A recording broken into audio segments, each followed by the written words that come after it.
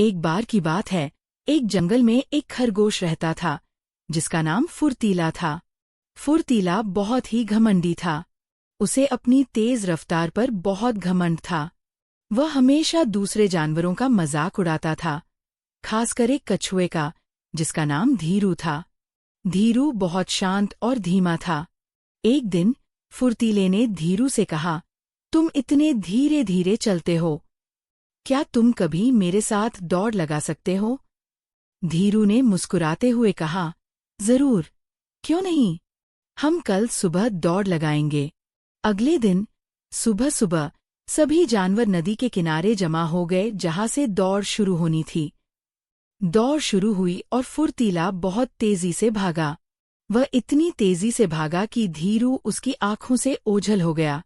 फुर्तीला कुछ दूर जाकर रुका और उसने पीछे मुड़कर देखा।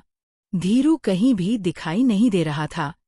फुर्तीला ने सोचा, धीरू को यहाँ तक पहुँचने में बहुत समय लगेगा, मैं थोड़ी देर आराम कर लेता हूँ। वह एक बड़े पेड़ के नीचे लेट गया और आराम करने लगा। थोड़ी देर बाद उसे नींद आ गई और वह सो गया। धीरू अपनी धीमी गति से लगातार चलता रहा। वह रुका नहीं और उसने हार नहीं मानी। वह जानता था कि वह फुर्तीले जितना तेज नहीं है, लेकिन उसने हिम्मत नहीं छोड़ी। उसने फुर्तीले को सोते हुए देखा, लेकिन वह रुका नहीं। वह धीरे धीरे चलता रहा और जल्द ही उसने समाप्ति रेखा पार कर ली। जब फुर्तीला जागा तो उसने देखा कि धीरू पहले से ही वहां पहुंच चुका था। फुर्तीला बहुत शर्मिंदा हुआ।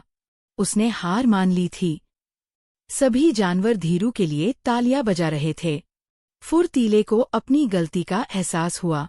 उसने धीरू से माफी मांगी और कहा, तुम्हारी जीत का कारण तुम्हारी धीमी गति नहीं, बल्कि तुम्हारी मेहनत और लगन थी।